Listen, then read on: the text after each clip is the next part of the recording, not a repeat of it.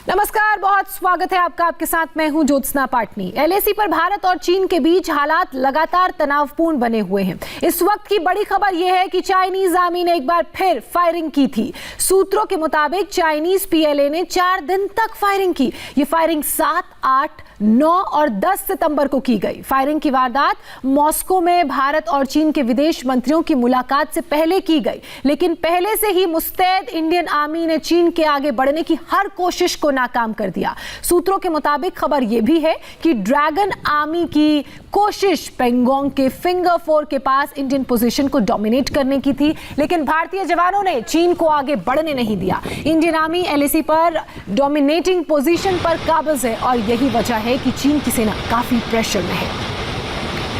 और संवाददाता मनीष प्रसाद इस वक्त हमारे साथ लाइव जुड़ चुके हैं। सीधे मनीष का रुख करेंगे। मनीष, ये बड़ी खबर है, 4 दिन लगातार चाइनीज आर्मी ने फायरिंग की और वो भी तब जब दोनों देशों के विदेश मंत्रियों की बैठक होने वाली थी।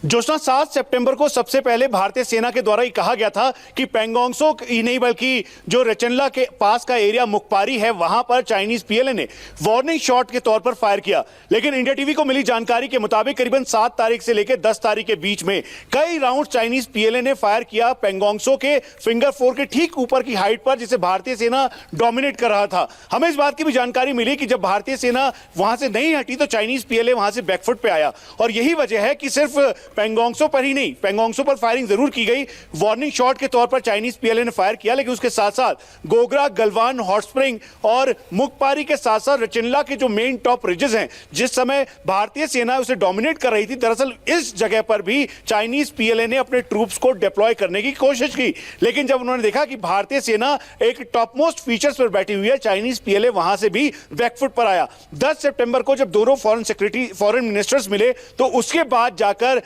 तब से लेकर आज तक यानी 10 तारीख से लेकर अभी तक फायरिंग नहीं हुई है, लेकिन लगातार चाइनीज पीएलए अपने जो डिप्लॉयमेंट है उसको इंक्रीज कर रहा है। एक बार फिर से हम आपको बता दें, 7 तारीख से 10 तारीख, 7 तारीख को पहली बार 45 साल में जो नहीं हुआ था वो हुआ, फायरिंग की गई चाइनीज पीएलए के द्वारा और फिर उसके बाद उसी को काउंटर करने के लिए अलग अलअलग फीचर्स को डोमिनेट करने की कोशिश भी की। बैठक भी हुई थी दोनों देशों के विदेश मंत्रियों के बीच और 10 तारीख को फायरिंग भी रुकी।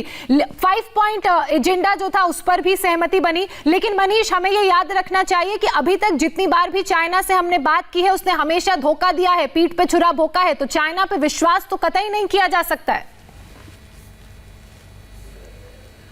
जोशना, मॉस्को पैक्ट की आप जो बात कर रही हैं उसमें वही नॉर्म्स और रूल्स एंड रेगुलेशन थे जो कि एग्रीमेंट के तौर पे भारत और चीन के बीच थे। लेकिन हम आपको बता दें change of rule of engagement है, यानी भारत और चाइनीज पीएलए के बीच में जो रूल ऑफ एंगेजमेंट था, दोनों देशों की सेनाएं आमने सामने फेस ऑफ कंडीशन रहेंगी, बॉर्डर मैकेनिज्म था, वुहान समिट हुआ, उसके बाद मल्लापुरम हुआ। यही नहीं बल्कि लगातार ये एक मैकेनिज्म सेटअप किया गया, हॉटलाइन सेटअप की गई, लेकिन उससे दरकिनार करते हुए चाइनीज पीएलए ने वार्निंग शॉट फायर किया, यानी लाइन ऑफ एक्चुअल कंट्रोल के 826 किलोमीटर पे जो पहले नहीं हुआ था, 45 सालों में नहीं हुआ था, वो ईस्टर्न लद्दाख के इस पेंगोंगसो के इलाके में हुआ। और यही वजह है रणनीतिक तौर पर भारतीय सेना ने जो डोमिनेटिंग 24 हाइट्स हैं, फीचर्स हैं, उनको डोमिनेट किया ताकि चाइनीज मूवमेंट जो है, infantry combat vehicle, artillery guns और उनका जो ऑर्बिट प्लान है जिसको उन्होंने चेंज करके अग्रेसिव किया है, अपने जो रॉकेट फोर्सेस कमांड है उनको उन्होंने डिप्लॉय किया है। तो इसे एंगेज करने के लिए चालबाजी का जवाब देने के लिए सीमा पर हमारे जवान भी डटे हुए हैं। बहुत शुक्रिया मनीष आपका।